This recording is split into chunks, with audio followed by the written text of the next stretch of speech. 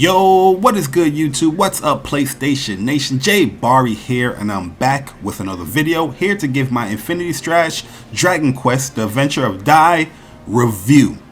First and foremost, I want to say a huge thank you to Square Enix for providing early access code so I can review this game.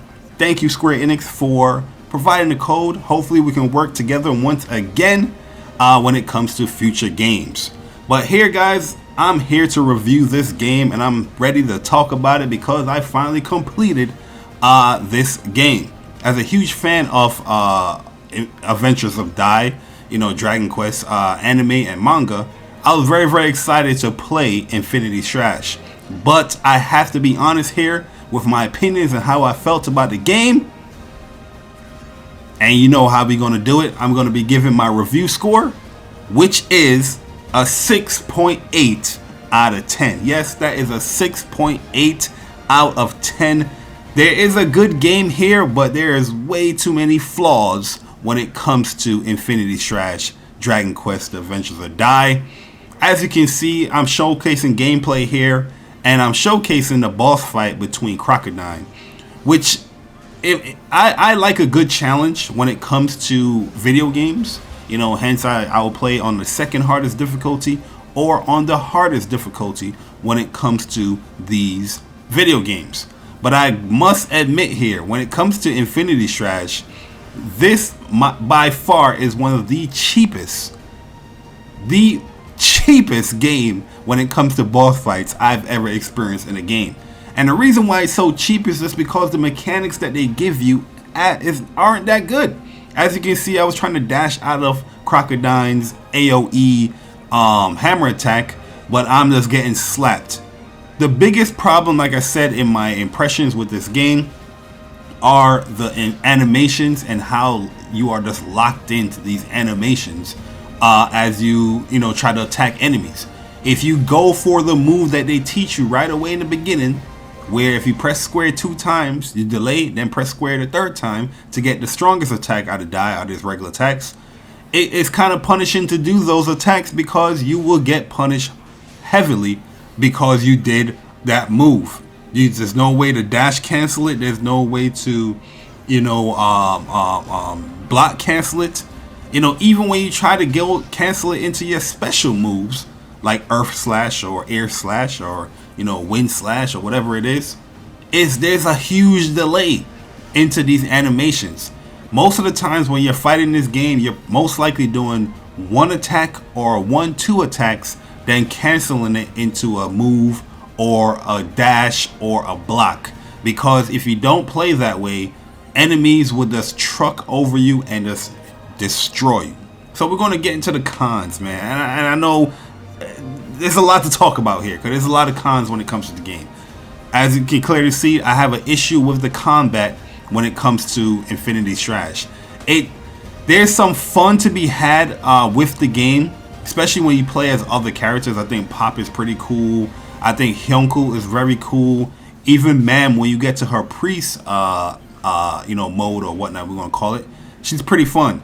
But it's not like great. It's just okay. It's good in certain aspects. I think Hyunko, in my opinion, probably my favorite character to use, especially when he's have the spare mode, or that's what we're gonna call it, because you can alleviate a lot of the stupidity this game would try to have you locked into with the animations. It's just weird that in this game you try to get like a proper punish on enemies. They have this stagger meter where you go and hit them and you stagger your bosses, and they'll be staggered for about 2 seconds and then they'll be right back to attacking you. And as you try to do your most optimal punishes or your biggest punishes, you can still get damage because they recover it so fast and the animations are so long.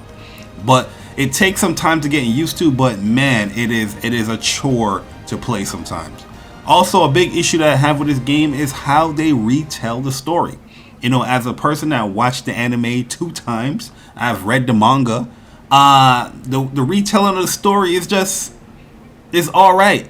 It feels like a very dated, old PS3 game, you know, like a PS3 fighting game, of how they tell these still images, you know, as they proceed through the anime or the manga of the game. I'm not saying it's the worst thing in the world, but I just felt like you could have done a way better job here. The funny thing about it is that there are scenes in this game where they do fully animate the characters in the game engine, where they're moving around and talking and all that stuff within the game. I don't know why the rest of the game isn't like that, or they didn't follow through with the approach of telling the story with that. But just seeing the fact that, you know, we still having these still images, you know, it's chapter, you have 7 chapters in the game. Majority of that, and within the majority of the chapters are you watching these still images throughout the game. You have about, I want to say 10 to 12 subsections within the chapter of the game. So you can be on chapter 1, or let's say chapter 5, and you end the chapter with chapter 5-12. About 8 of those situations, or the 8 of those sub chapters within the chapter, are these type of cutscenes that you are seeing right now. And it's very, very disappointing. Very, very disappointing that there's a lot of aspects, there's a lot of things within the Adventures of Dai that I would love to play out within a video game, but they choose to do some of these cutscenes here, or they just choose to completely skip around some of these aspects here in the game. And it is very, very disappointing in my opinion, and I personally don't understand it. You know, as a Dragon Quest game or Dragon Quest series, I would have loved to seen, you know, a lot of these things being played out. You know, they have these modes in the game where it's kind of like a Mushu game, you know, similar to like, you know, Dynasty Warriors, where you run around in the field and you attack, you know, Dragon Quest type enemies. They got metal slimes in there. They got all the enemies that you would expect in a Dragon Quest game are all there in this game. But it's too far in between of playing those sections and just watching a whole bunch of the scenes that you already know throughout the anime and manga. You know, I wish we can just play more of the game rather than just watching the game. There are some good within this game though. You know, like I said, the combat can be a little bit feeling like a chore just because of the animations and how, you know, everything, the mechanics of everything. But there are moments where it does feel good, where you do land, you know, the Avant Strash, or, you know, the 5-finger flare move that, you know, Pop ends up learning and whatnot. You know, Mam, like I said, is a very, very fun character to play with. Hyunku, very, very fun character to play with. There's some fun to have with this game, but it's just a little bit too far in between when it comes to the story elements of the game. But one of my favorite parts of this game is the Temple of Recollection. Here in the Temple of Recollection, you go through layers within this temple as you unlock within the story. And within the layers of the temple, there's doors that you constantly unlock. And each time you go through a door, you can pick and choose what you want to buff from your character. So it can be from magic to defense to attack to your special skills, or to this golden amber exchange room where you can get other supplies and things like that, so you can heal or, you know, get better defense or whatnot throughout the game. So yeah, there's a lot of fun aspects in there, and this is, in my opinion, the best part of the game because it's something new and it offers the most gameplay out of everything. Even though when you get deeper down into the layers, it definitely becomes, you know, that cheap game that, you know, the game is pretty much been telling you what it is. Hey, you can't lock in these animations. You can't, oh, we teach you about these punishes and we teach you about these attacks. But if you do these attacks, enemies will armor through them and attack you. You know, but there is some really, really fun parts of the game. And like I said, the Temple of Recollection, this is like where the crux of the game is. You level up your bonds, you level up your skills here. And it's just majority of their time I think is going to be spent here within this temple as you try to level up your characters as well. The level up system is very simple. It's kind of sad that it's only tied to the Temple of Recollection, but I do enjoy, you know, grinding for some of these jewels or these materials so you can, you know, build up your bonds or build up your skill levels so you can do more damage, because you definitely need to go through the Temple of Recollection before you can beat this game.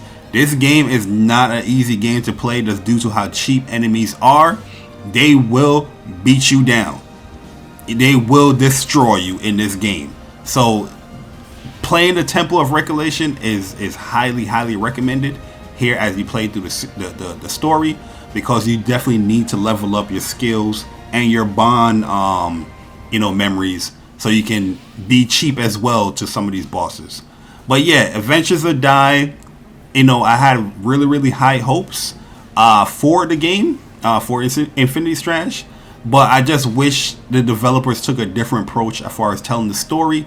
And yeah, let us have fun with the game, especially when it comes to these canceling animations and whatnot throughout the game. I just feel like we're too limited as we play this OP character, Die. Die is a very OP character, and we're way too limited. So 6.8 out of 10, that is my review. Hopefully you guys enjoy, and I'll catch you guys in the next video. It's your boy Jay Barry, and I'm gone.